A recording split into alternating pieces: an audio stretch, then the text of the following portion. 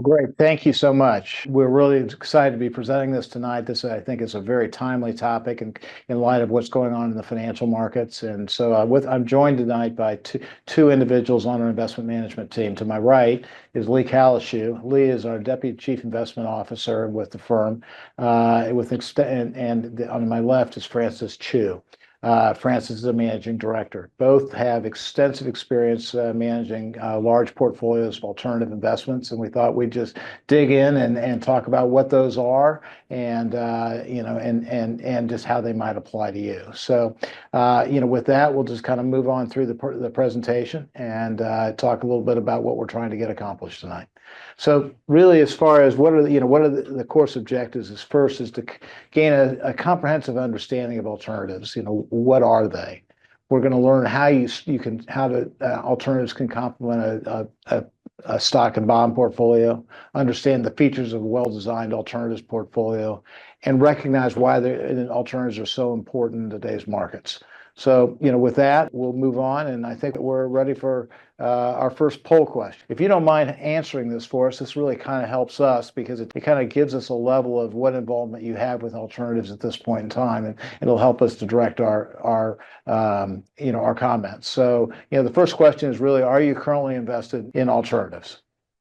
Thank you so much for answering that. Let me start by let's define what alternatives are. And generally, they're private investments that are not available in the public markets, and they encompass a number of different things. So alternatives is a big asset class with a lot of sub-asset classes, if you will. And I'm going to really let Lee and Francis kind of describe them, and we'll take it from there.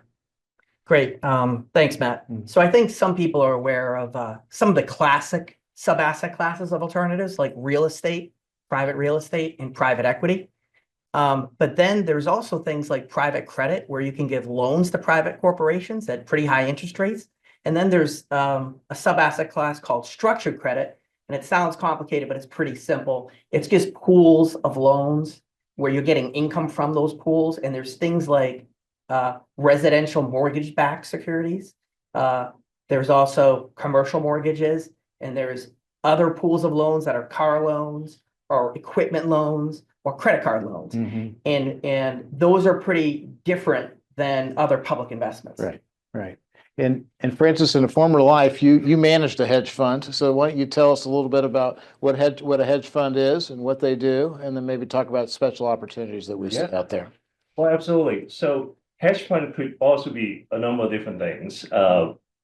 So in general, I'll name a few examples. You could have a macro currency trader. You could have a quantitative equity trader doing different things, longing stocks, shorting stock, using derivatives and options, etc. But also it also could include some really unique investment strategies. Like right now we have a manager that trade airplane engines and parts, and they just buy and sell them, and they can make a very large profit in a very short time. So I think the whole point is to provide enhanced return for our portfolio, and also hopefully also provide diversification and non-correlated returns. Yeah. As we've looked, we manage hundreds of millions of dollars in alternatives. As you've looked at some of the deals we've looked at recently, give us an example of maybe something you see in private and structured credit, Lee, and then I'm going to ask you a little bit about some opportunistic things like that we see in real estate and things like that. So yeah, I'll let you start. Great. Well, we're really excited about the private credit and structured credit opportunities. Why? Interest rates, as you may be aware of, they've been going down a little bit, and treasuries are 4%. And what we're trying to do is really earn equity-like returns, but with bond-like and credit-like features. That means low volatility and lots of protection. So with these private corporation loans, as well as the structured credit loans, what we're seeing is incomes very steady around 10%. And that's the type of thing where it's really good risk-adjusted returns that we like. So that's one of the ones we're most excited about.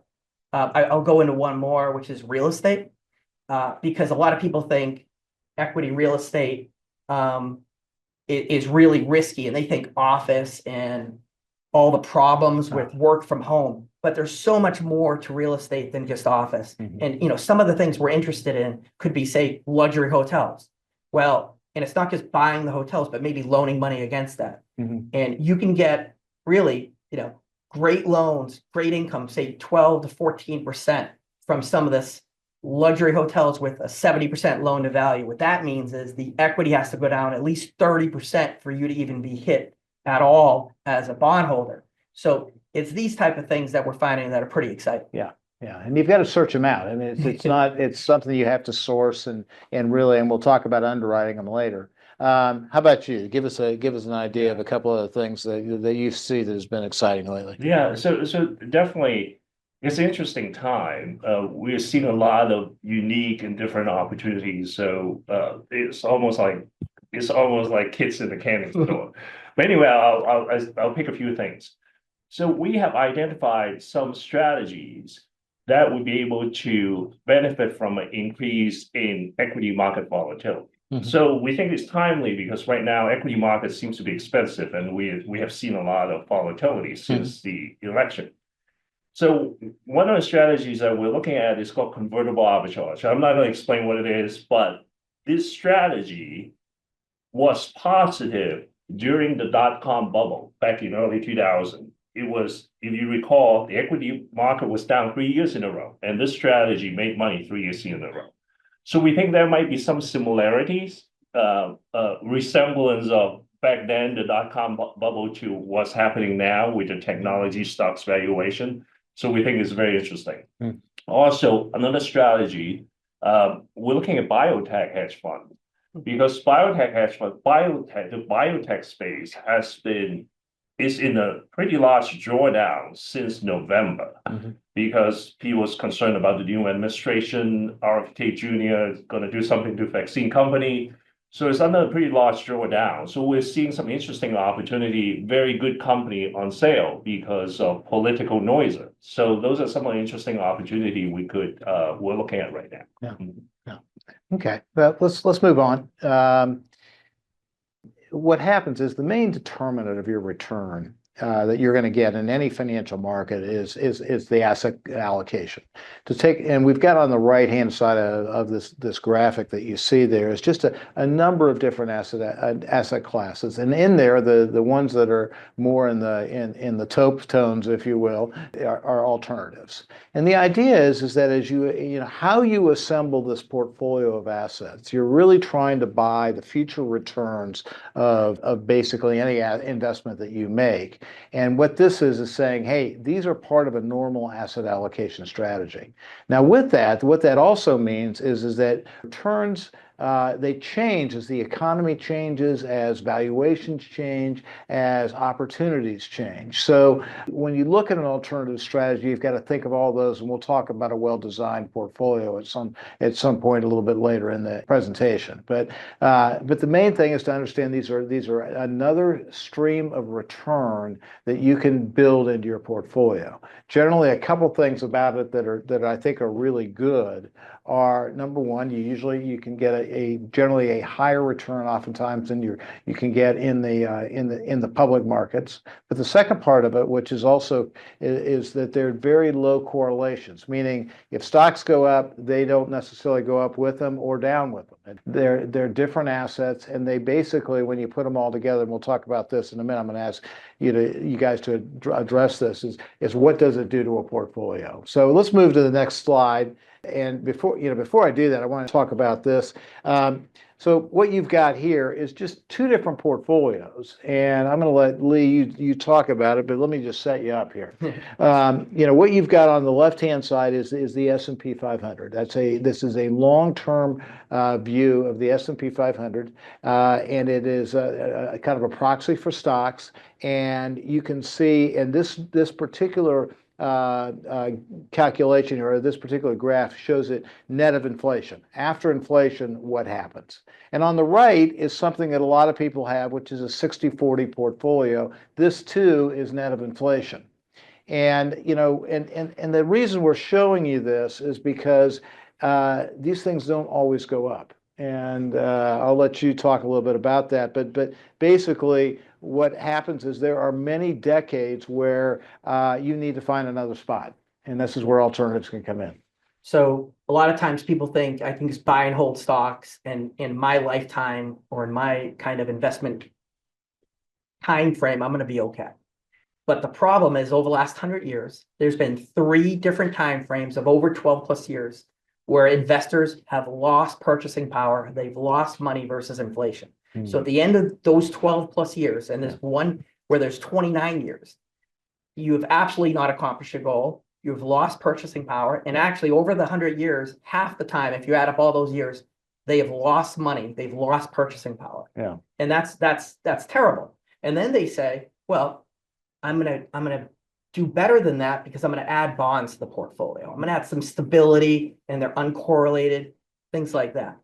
And what you see on the right-hand side is that there's 6 time frames where the 60% stock, 40% bond portfolio have lost money versus inflation. You've lost purchasing power over 7+ years, Right. which is a long time. Yes. And again, that's over 120 years, and it's half the time. Yeah. So in both cases, there's considerable amounts of time, maybe decades, where you're not accomplishing your financial goals. Right. And so let me put that in some context for a minute as it relates to your portfolios. So if you think about it a different way, what are we really trying to do? What do all of us try to do? We're trying to build portfolios or to hold on to portfolios. And in doing that, what we generally do is we take advantage of the power of compounding. We learned it all as children. It's about returns, building on returns, building on returns. And if you kind of think about it, let's say I had a 24-year period to invest my money, and let's just say, for example, that I made 6% on my money. Then basically at the end of 12 years, say I had $1 million, my million becomes 2, and then next time it becomes 4. There's this exponential multiplication of assets that occurs.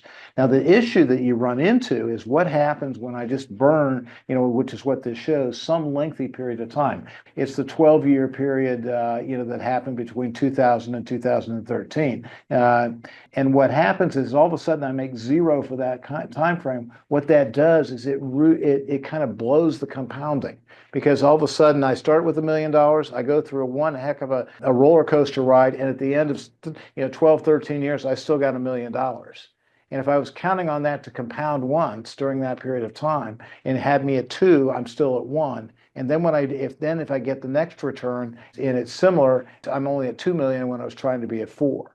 So a lot of what we try to do and what alternatives all allow you to do is to give you another source of return with a diversifier of risk. So let's go to the next slide. So this talks a little bit about the impact that alternatives will have on normal stock and bond portfolios. Somebody want to take this? Oh, sure. Yeah, I'll take that. So as we mentioned, the alternative investment provides an alternative source of return. So ideally, when combining your alternative investment into your traditional portfolio, you would have enhanced return overall, or you would have lower volatility overall, hopefully, right? So this chart right there on the presentation on this page shows that, this is from JP Morgan, I believe, shows that adding different percentage of alternative investment allocation to your traditional portfolio, it could be 60-40, 80-20, or whatever the combination it is. Generally, almost all cases, you get the benefit of higher return and lower volatility simultaneously. So we think this is a better outcome, definitely in terms of risk-adjusted return. Right.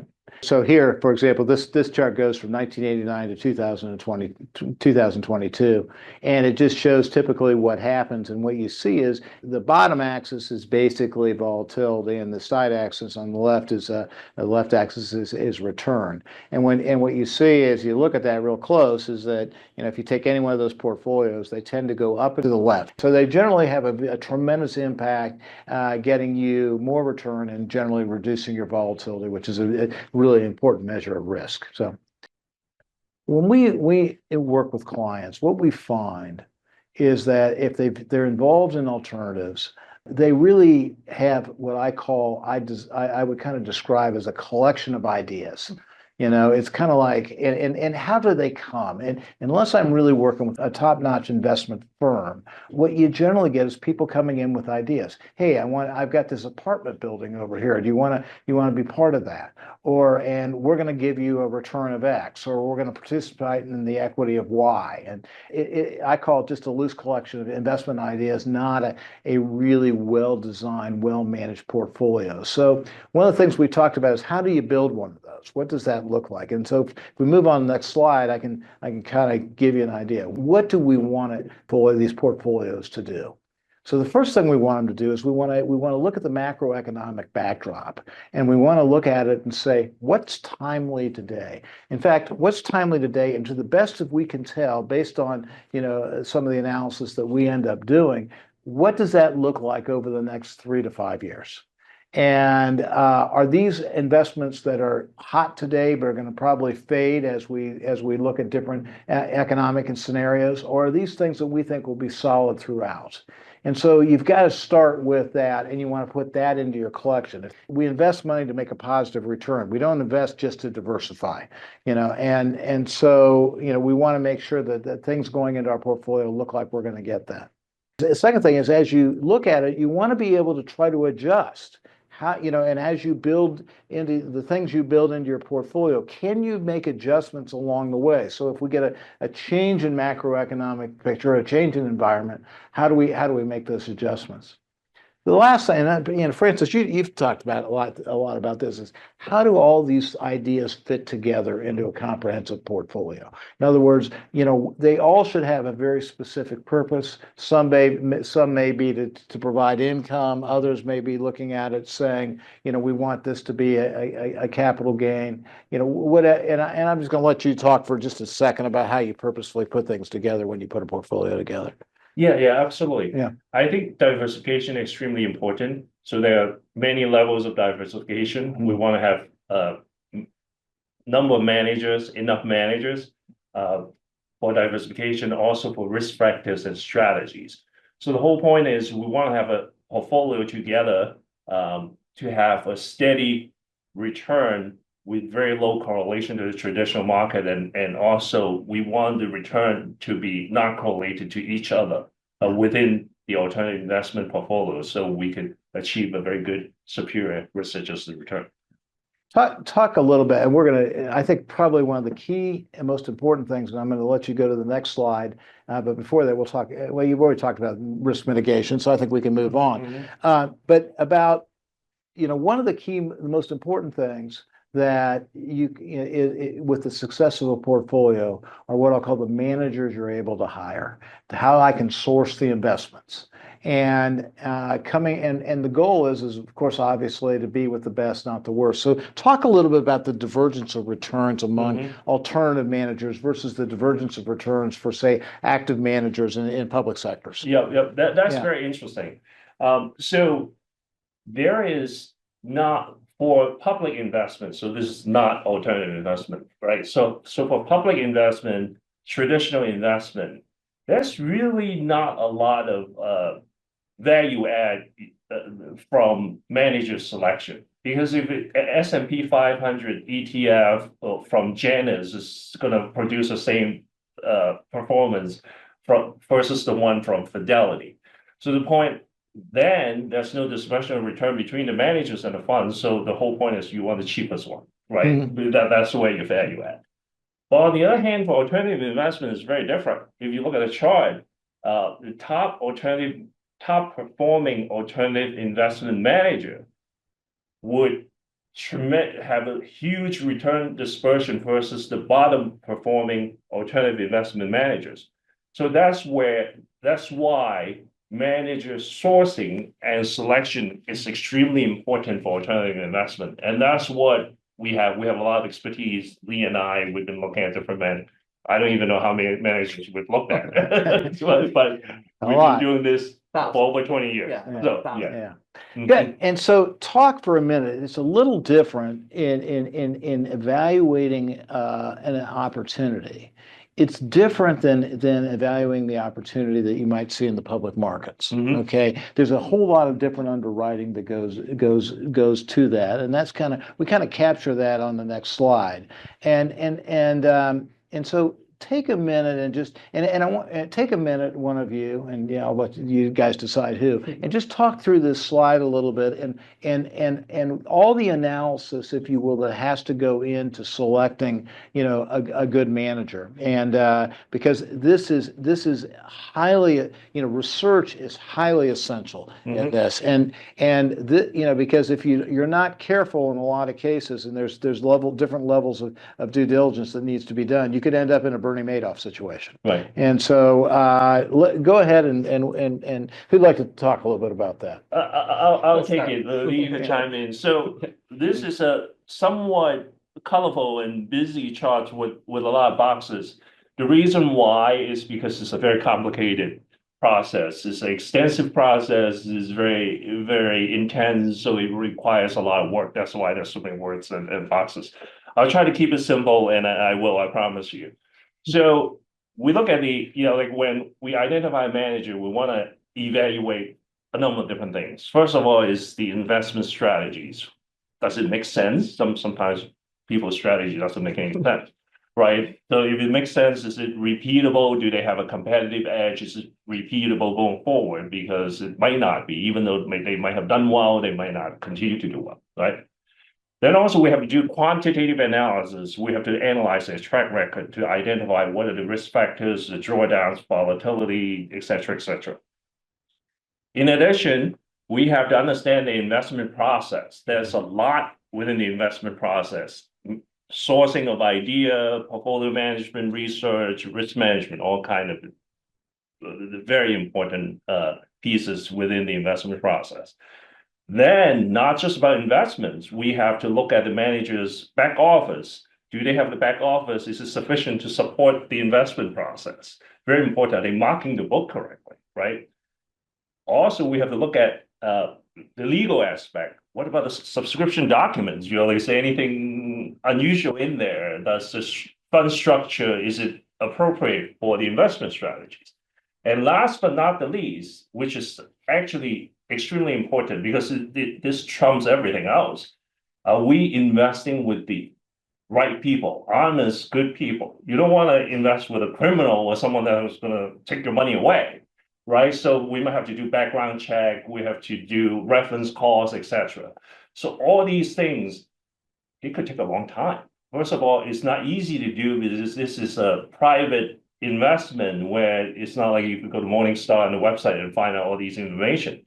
So it's very difficult to do, very intensive. It could take months, or maybe it could take a year before you get comfortable. So Lee, I don't know if you want to. I think you did pretty well. This Okay. is, to put it clearly, this is not like investing in the public stock exchanges or buying an SEC registered bond. This is very, very complex stuff, but with a big enough team, with enough experience, it can be done. And as you saw on the other page, the returns of doing this well are worth it. And that's the point. Yeah. Yeah. And the goal is to find those managers that give you great returns with the right amount of risk and are really in the top quartile of their peers. And if we can get them higher than that, and then be able to get access to them, be able to source them and get access. And that's another challenge along the way, which we'll chat about. Go on to the next slide. So we've got it. So this is going to kind of set up the next section of our conversation today. The question is really fairly simple: yes or no? Do I have any concerns about the current public, stock market or bond markets, and as far as their prices, their valuations? Okay, so let's move on to the next slide and talk about is this a timely time to do this? Is this a timely time to look at alternatives? And we think we believe it is, and we'll show you some reasons why we show that to you. So let's go to the next slide. So real quickly, I want to just kind of go through and have Lee, why don't you for a moment just talk about, we're going to do a review of two different public asset classes real quick, and what's happened and what we see going forward, and how what's happening out there, how it's happening. So let's talk about the bond market to begin with. Sure. a lot of people think bond market, I'm always going to make money. I loan out the money, say even to the government, 5-year bonds, 10-year bonds, I'm going to make money. That's not how it works actually on a year-to-year basis. So what we show you here is just 3 years. The first on the left is the bond market aggregate index, which is kind of the S&P 500 for bonds. for bonds, right? Yeah. There's treasuries, there's mortgages, and there's high investment grade corporate bonds in it. It is the flagship bond index. So you should make money, right? But that's not the way it works. In 2022, the bond market got creamed, down 13%. That is a big loss for people who are thinking that they're making, 4%, 5% income. And then you say, well, I'm going to make it back the next year, right? Oh, by the way, why did that happen? It happened because inflation went way up and it surprised people. And when that happens, bonds get killed. So then you're like, whoa, how long am I going to make till I make my money back? Well, the next 2 years, 2023 and 2024, you still haven't made your money back if you're a bond investor. You are still down 7%. This is not even taking into account inflation. So if you were talking about increasing your purchasing power, you are way, way behind. Yeah. Now, contrast that with, again, picking the right sub-asset And before classes. you go there, I think it's is interesting because if you look at last year, you had the Federal Reserve cut interest rates 4 times basically. They did it 3, but one was 0.5%. And yet so that should be good for bonds. That means I should get my yield, and generally that would mean that I would also get a little bit of appreciation in the price of the bond. But yet, if you look at the Barclays Ag and you look at last year, I'm dating myself, the Bloomberg Ag, the return was only 1.3%. So what did that tell us? That really said that there's still a lot of concern about inflation out there, and the Fed is kind of bringing things down. They're bringing things down, they're kind of higher for longer, and they're being very careful for a lot of reasons. So with that, it's not been a great place to go. It could have been a good place to be with alternatives. Another place where though it was good was in short duration bonds. So talk about that for a minute. Sure. Again, going back to one of those key slides, the asset class is what's going to determine your returns. And within the asset class, there's all these sub-asset classes. So you have treasuries, mortgages, investment grade, corporate bonds, high yield, but there's also things like how long do you loan out the bonds for? So one of the things that has worked the last 3 years has been short-term, really short-term US Treasury government bonds. So in each of the years, you're up. And over the course of 3 years, you're up 12%. So even within bonds, you can contrast that by picking the right sub-asset class. You're up almost 20% more than the other option, which is just incredible to think that, the difference in just bonds over 3 years could be 20%. Right. So it's absolutely critical that you choose the right sub-asset class. Right. Let's turn to stocks. So here's again the 3 years, in hindsight, and on the left-hand side, this is the S&P 500. And these are total returns, and I might characterize it in a couple different ways. The first thing is, 22 was a tough year. Interest rates were moving up. The Fed was creating more, if you will, resistance in the markets, and the S&P 500 dropped about 18%. Other asset classes did a little better. Some did a little worse, but this is what it did. If you look at 19. If you look at 23, it recovered. It went back up. It went up 26%. And then, so cumulatively over those 2 years period of time, you made about 3.4%. Now, last year it did it again, which is very unusual. And it went up about 25%, on top of that. So, cumulatively over 3 years, hey, we did okay, it did okay. All right. But what I want to point out and what we want to point out to you is, how did it happen? In other words, and let's look at the chart on the right.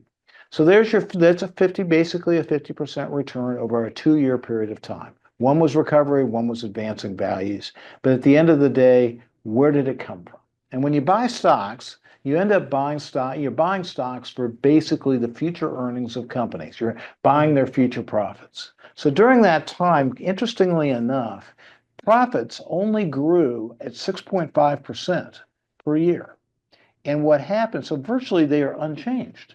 Yet what people did is they piled into the stock market, especially the fairly narrow number of stocks, and they basically took valuations, which is the price you pay for, they took it up to very, very high levels. And we'll talk about that in a minute. But 88% of that return was nothing more than people paying more and more and more for basically the same earnings. And what they're kind of building in there is this expectation that earnings are going to be spectacular going forward, and for whether it be AI, whether it be the deregulation from the Trump administration, they've built in this thought. Okay, and there's also the momentum investor who just simply says, "Hey, it's going up, I want in." Okay, so but anyway, most of it was what I call air, and it could be very dangerous. And we'll talk about valuations in a minute. But before we do that, I want you to take a look at earnings and what we expect, and then we'll go from there. So I'm going to be quiet for a minute. Why don't you go to the next slide and talk a little bit about that? But start with valuation. Oh yeah, okay. I'll just go over valuation. So one of the things when price to earnings go way up, and all of a sudden, they're up 50%, even though earnings didn't go up. What happens is that price to earnings goes crazy high. And anything over 21 times forward-looking earnings is crazy high. Okay, it doesn't happen often, and what that means is people think the future is going to be incredible, as you said. Now, high expectations are a problem if you don't meet them. So that's when all of a sudden returns can just plummet, is if you don't meet those high expectations. So if we go to the next slide, it's like, what exactly are we talking about with high expectations? We'll go back and let's talk about this for just a little bit more. And so on the left-hand side really reminds me somewhat of where we are today, which is if you see the red circle on the left-hand side, that looks a little bit like that is basically the tech stock bubble. And what you had is you had companies that it's a little different this time, but basically paying higher and higher prices for earnings, and then eventually say it corrected. And when it corrects, it's not like all of a sudden the earnings necessarily went down. It just corrected to get down to the right price.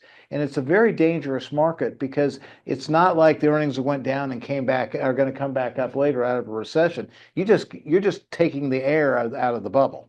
And so the real key is what are they're expecting great earnings. Let's talk about what those look like. Yep. Okay, now we can go to that next slide. Yep. Yeah, there we go. And next year, people are expecting 15% earnings growth, which would just give you kind of even price. You wouldn't make anything. You have to make more than that for prices to go up. Right. So then you say, well, what's 15% mean? Is that high? And let me help you with that, or help with that a little bit. I'm sorry to interrupt, but okay. At the end of the year, the S&P 500 ended at about 5881 was the number. And if you look at that number and you look at it selling at 21.5 times future earnings, what do the earnings need to be? They need to be 274. Last year, they're expected to be 238. We expect them to come in at 238. So there's this 15% growth that's going to happen. Put that in now. Tell them how we're going to. People think we're going to get that. Yeah. So 15% is actually quite high. The last 2 years have only been 3% per. Right. So how do you get 15? And long term, just to add in, it's about 7.4 is the long term average for earnings. So it's going to double the long term average, and it's going to go up like 4 or 5 times more than the last 2 years. So why are people thinking that this is going to be the case? Well, they're projecting 7% revenue growth, which is higher than nominal GDP growth. So, they're going to gain even more market share. That's possible. It's possible. Or revenue share. But then the next part is a little bit harder to believe. They think profit margins are going to grow 8%. Yeah. Okay. And that's really a problem because we're already at almost all-time high. We kind of illustrate that on the next slide. In this case, no, we lost it. That's okay. I guess it's not on the slide. Okay, different deck. Yeah. So, and then what we do here is we're looking at all markets from 1990 to 2024.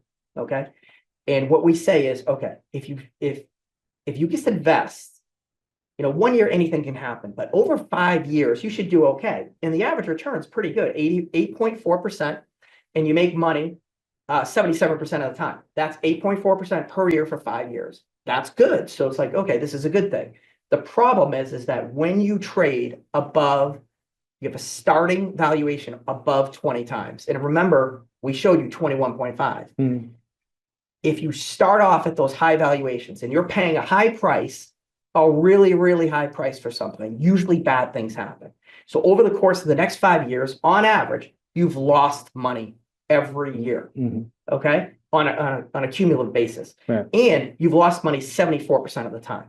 Mhm. So you have turned the tables. Instead of making more money and making a decent return, you are now losing money and losing more often than not, Mhm. which is not what you want. So buying high is the opposite of the old adage: buy low, sell high. Yeah. So if you were putting this on kind of a standard, an old bell curve where you look at the distribution of returns, normally what would happen in what you see on the right-hand side is you see that bell curve would take it more to the right of zero. Yes. No, that's what would be normal. If you took this over a 1 year period, the average return's 90, it's almost 10%, and and it happens 80% of the time.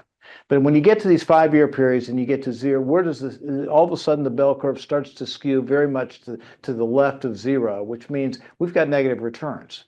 So the question and the reason, why do we give you all this? Because what do you do when I've got that environment and I'm trying to build my returns for the next, for my life, and I've got a somewhat limited time frame, because we all have limited time frames. Even when you feel like it's 30 years, it's not forever. And so go to the next slide and kind of here I show you kind of an illustration of that. In other words, you see this bell curve and it's skewed to the left. And so what do you do about that? And so, because what we really want it to look like is not this, but we want it to look like the next slide. And we want it to look like that in an environment where equities are not necessarily going to give us a great return. So what you do is you start to look for alternatives, and I don't mean necessarily just all, alternative investments. But you're looking for returns from different assets that are going to skew that to the right, okay, and give you positive returns that you can compound on. They may not be great, but they at the same time, what happens is that they end up being in a position where if you can continue to multiply or build, positive returns on positive returns on positive returns, that's how the magic of compounding works. So with that, let's talk a little bit about where we find that. Okay. Yeah. And so talk a little bit about this. I think go to the next slide first, if you can. Okay, no, go back. All right, thanks. Yeah, we'll start here, which is public markets. Not all is lost in public markets. We're finding some decent things. So when times are tough, you want the highest quality companies. Large companies, US companies are pretty good. They're some of the best in the world. But we're talking about, when you think of these things, and we're not stock pickers or anything like that, but if you think of everyday goods and services, right? Something that's going to do okay in a recession or a slowdown, something you're not paying 40 times for, but maybe 25 times, but it's a very steady earner. And when, these companies get in a slowdown, they can actually take market share from their competitors. So we like that. And that's one thing. The energy sector, say, why do you like that? It's very volatile and things like that. Right now, there's massive free cash flow and they're giving it back to shareholders. Big buybacks and big dividends, especially relative to, other companies. Okay. Structured credit, real quick. These, again, pools of mortgages. When you hear of, mortgage rates are 7 or 8%, what you should be thinking is, I want to give those loans out and make that 7 or 8%. That's a decent equity-like return with a very solid asset backing it. And then, of course, and this is one that you can get both in the private space and the public space, and talk a little bit quickly about the differences generally in returns. Sure. The difference in returns is in the public space, you're more likely to do, say, a mortgage backed by Fannie or Freddie, okay, and you might only make 6 or 7%. Well, that's not so bad for everyday daily liquidity. Now, if you want to invest illiquid, you get in a liquid premium in the private markets, you might take on a little more credit risk. Maybe it's a jumbo loan, not backed by Fannie or Freddie, but maybe you can buy it at 9 or 10, right? And then, of course, if you want to do car loans or credit card loans, you can get 12 or more, okay? And these are still highly rated. So what we're talking about here is really trying to get 2 to 4% more than public. Yeah. It's not crazy high, but it's worth it to us.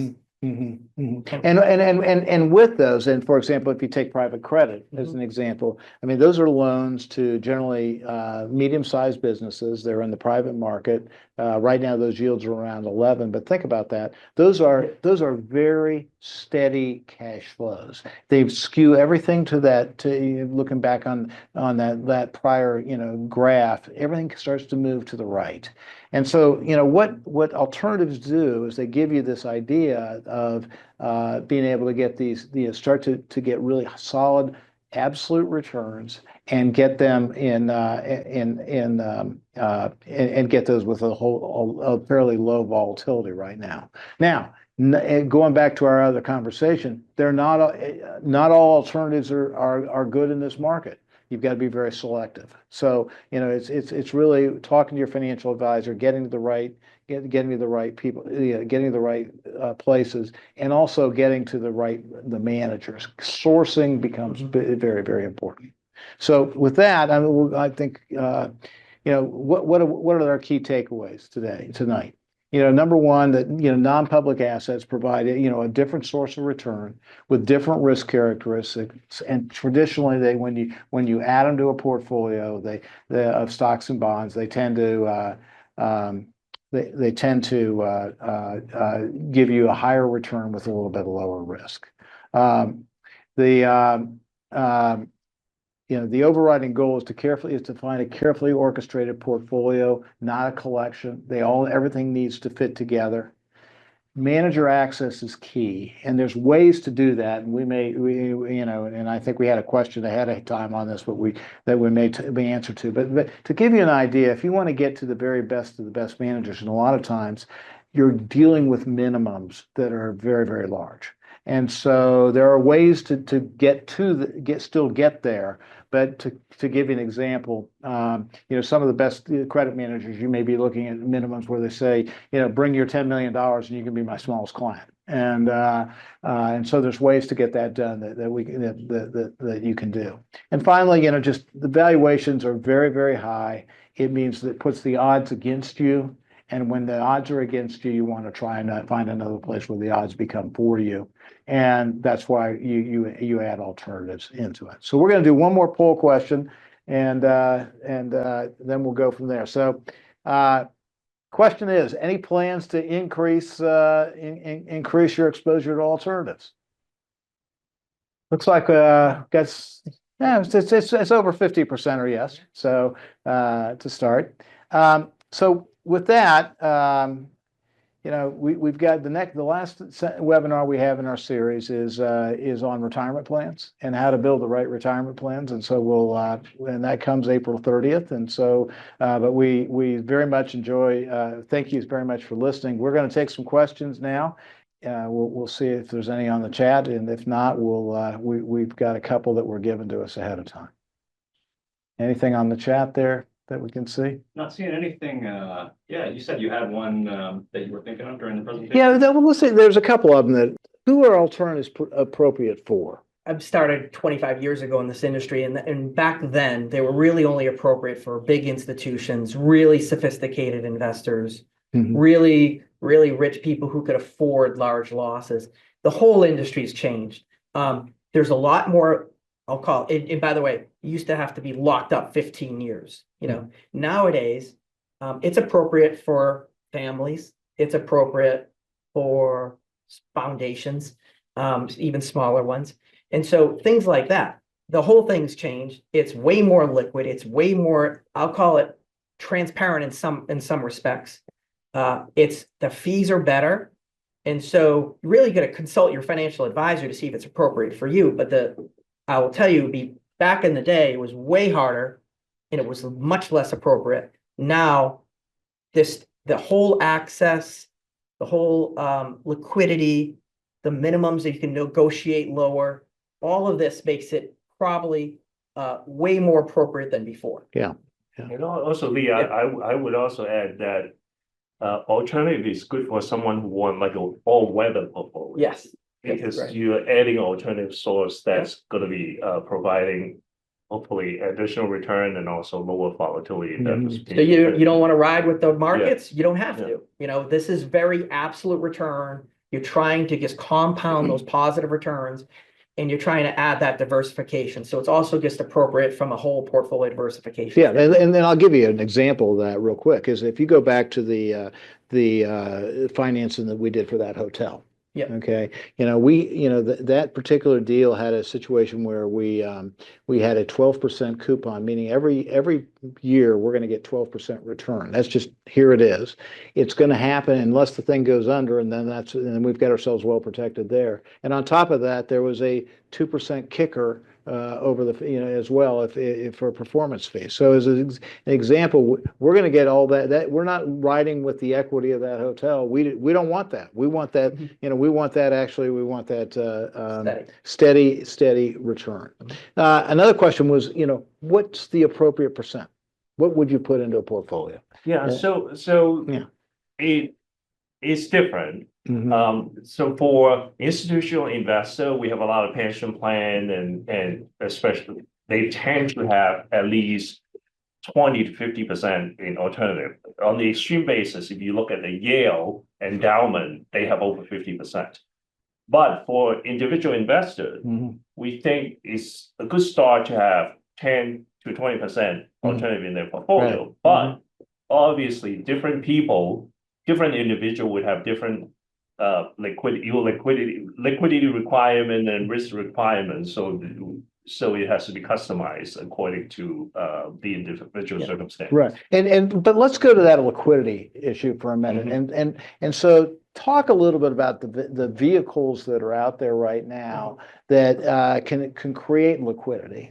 And instead of you're tying your money up all for forever and ever. Sure. Like I said before, it used to be you were tied up for about 10 to 15 years, and sometimes it even went to 20 years. The whole industry's changed. There are now multiple vehicles with either monthly liquidity, possibly quarterly liquidity.